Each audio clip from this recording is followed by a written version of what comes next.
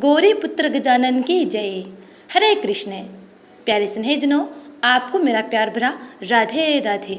आज ज्येष्ठ मास की निर्जला एकादशी है। दिनांक 18 जून 2024। वार ज्येष्ठ मास मंगलवार। आज हम सुनपान करेंगे निर्जला एकादशी व्रत कथा और श्री हरि विष्णु चालीसा।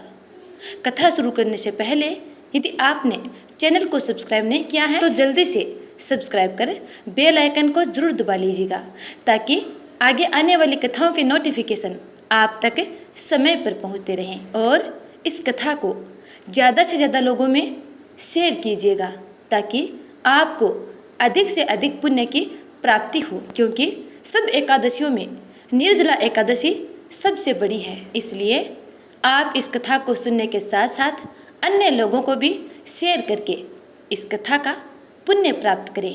तो आइए बिना विलंब किए कथा को श्रवणपान करते हैं। एक बार भीमसेन व्यास जी से कहने लगे कि हे पितामह, भ्राता युधिष्ठिर, माता कुंती, द्रौपदी, अर्जुन, नकुल और सहदेव आदि सब एकादशी का व्रत करने को कहते हैं, परंतु महाराज मैं उनसे कहता हूँ कि भाई, मैं भगवान की शक्ति पूजा आदि तो कर सकता हूँ, दान भी दे सकता हूँ, परंतु भोजन के बिना नहीं रह सकता। इस पर व्यास जी कहने लगे कि हे भीमसेन, यदि तुम नरक को बुरा और स्वर्ग को अच्छा समझते हो तो प्रति मास की दोनों एकादशियों को अनमत खाया करो। भीम कहने लगे कि हे पितामह, मैं तो पहले ही कह चुका हूँ कि मैं भूख सहन नहीं कर सकता। यदि वर्ष भर में कोई एक ही व्रत हो तो वह मैं रख सकता हूँ, क्योंकि मेरे पेट में वृक नाम वाली अग्नि है, सो मैं भोजन किए बिना नहीं रह सकता।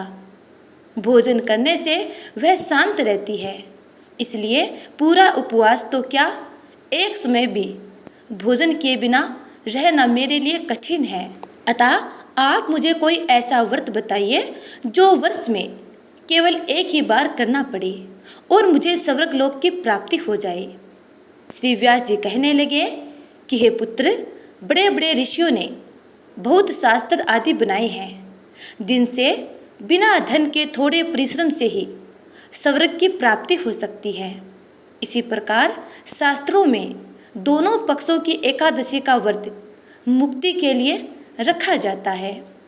व्यास जी के वचन सुनकर भीमसेन नरक में जाने के नाम से भयभीत हो गए और कांप कर कहने लगे कि अब मैं क्या करूं?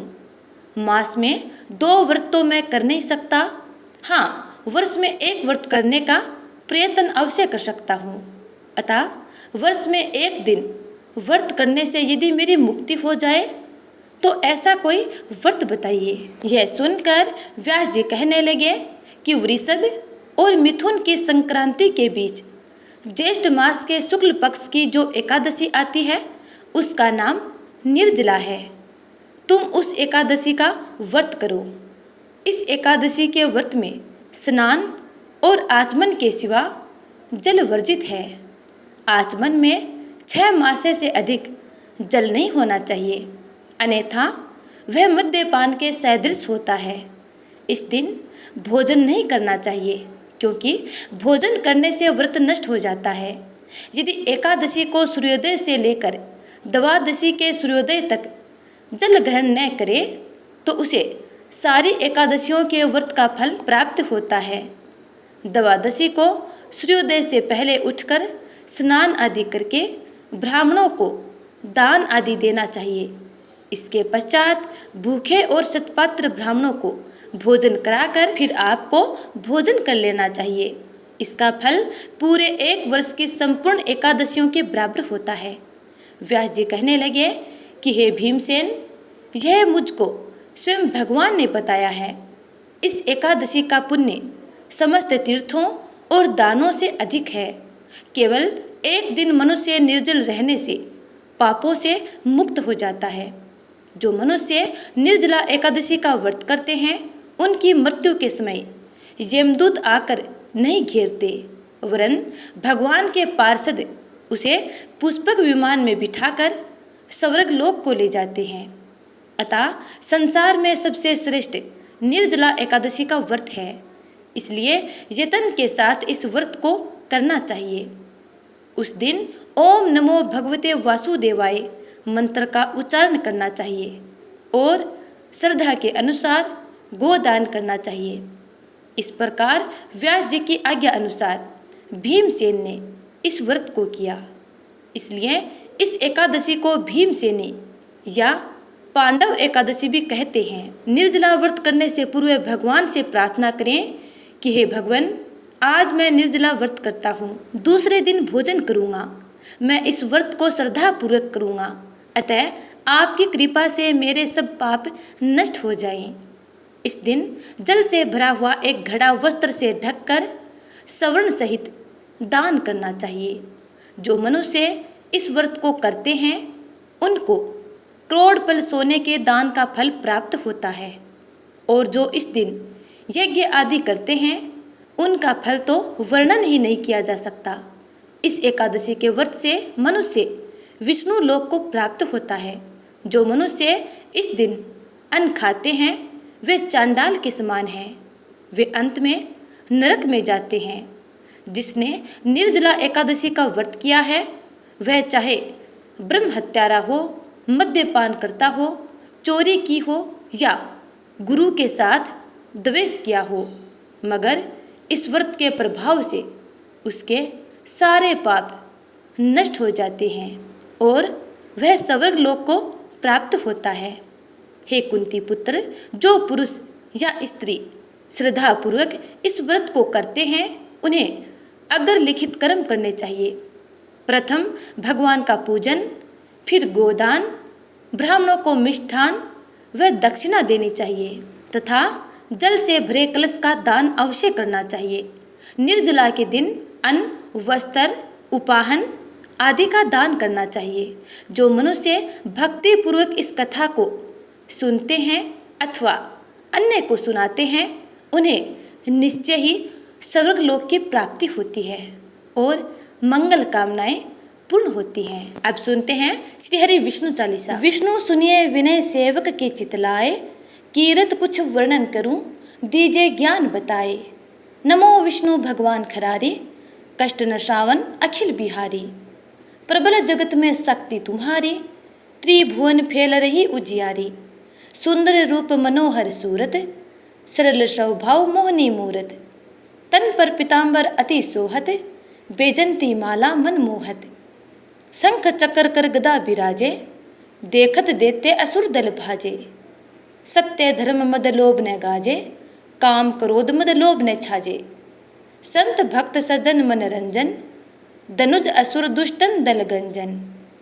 सुख उपजाए कष्ट सब भंजन, दोष मिटाए करत जन सज्जन।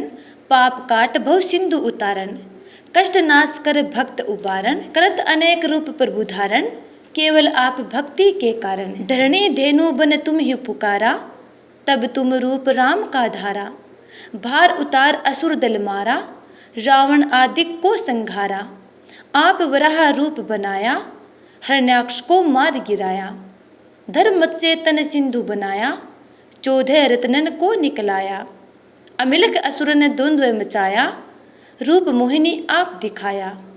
देवन को अमृत पान कराया, असुरन को छवि से बहलाया। कुर में रूप धर सिंधु में जाया, मंदराचल गिरी तुरंत उठाया।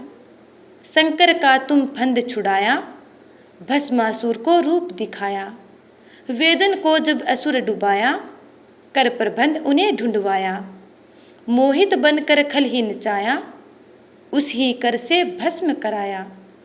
असुर जलंधर अति बलदाई, शंकर से उनकी न लड़ाई। हार पार शिव सकल बनाई, कीन सती से छल खल जाई। सुमिरन कीन तुम्हें शिवरानी, बतलाई सब विपद कहानी। तब तुम बने मुनीश्वर ज्ञानी, वृंदा की सब सुरती भुलानी। देखत तीन दनुज सैतानी, वृंदा आए तुम्हें लपटानी। हो सप्रस धर्म क्षति मानी, हना असुर उर शिव सैतानी। तुमने ध्रुव प्रहलाद उबारे, हिरणाकुश आदिक खल मारे। गणिका और अजामिल तारे, बहुत भक्त भव सिंधु उतारे। हरहु सकल संताप हमारे, कृपा करहु हरि सिरजनहारे। देखहूँ मैं निज दर्श तुम्हारे, दीन बंधु भक्तन हितकारे। चहत आपका सेवक दर्शन, करहु दया अपनी मधुसूदन। जानू नहीं योग्य जप पूजन, होए यज्ञ स्तुति अनुमोदन। शील दया संतोष सुलक्षण, विदित नहीं व्रत बोध विलक्षण। करहुम आपका किस विधि पूजन, कुमति विलोक होत दुख भीषण।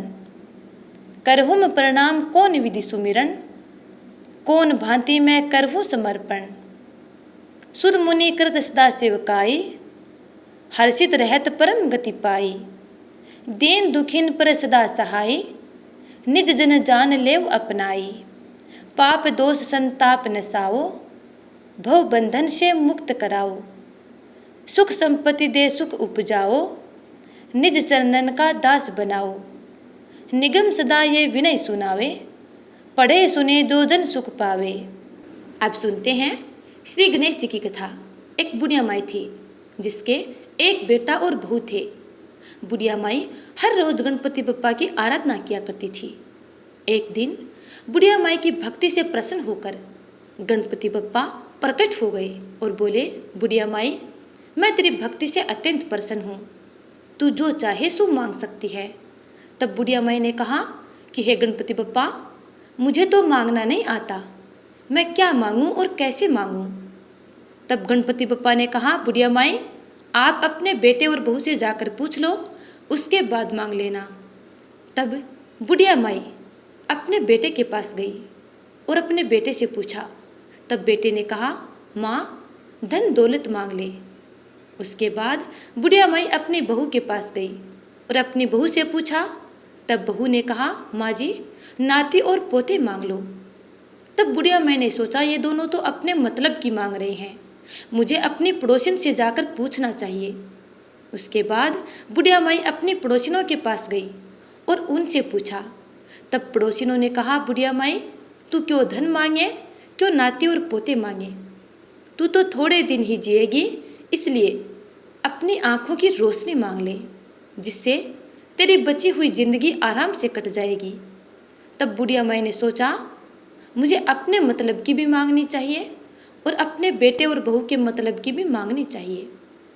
तब दूसरे दिन बुढ़िया माई गणपति बप्पा के पास गई और बोली, हे गणपति बप्पा, यदि आप मेरी भक्ति से प्रसन्न हैं तो आप मुझे 84 करोड़ का महल दे, सोने के खंभे दे, सोने के कटोरे में दूध पीते हुए नाती और पोते दे, अमर सुहाग दे, कंचन जैसी काया दे और संपूर्ण परिवार में सुख दे।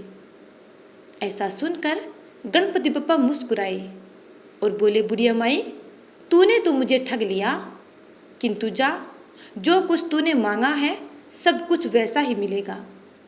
इतना कहकर गणपति बप्पा वहाँ से अंतर ध्यान हो गए।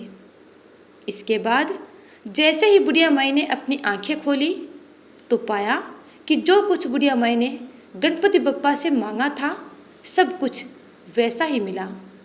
हे गणपति बप्पा, जिस प्रकार आपने बुढ़िया माई की मन इच्छा पूर्ण की, वैसे ही अपने सब प्यारे भक्तों की मंगल कामनाएं पूर्ण करना। जय श्री गणेश। तो प्यारे भक्तों, उम्मीद करती हूँ कि आपको ये कथा अच्छी लगी है।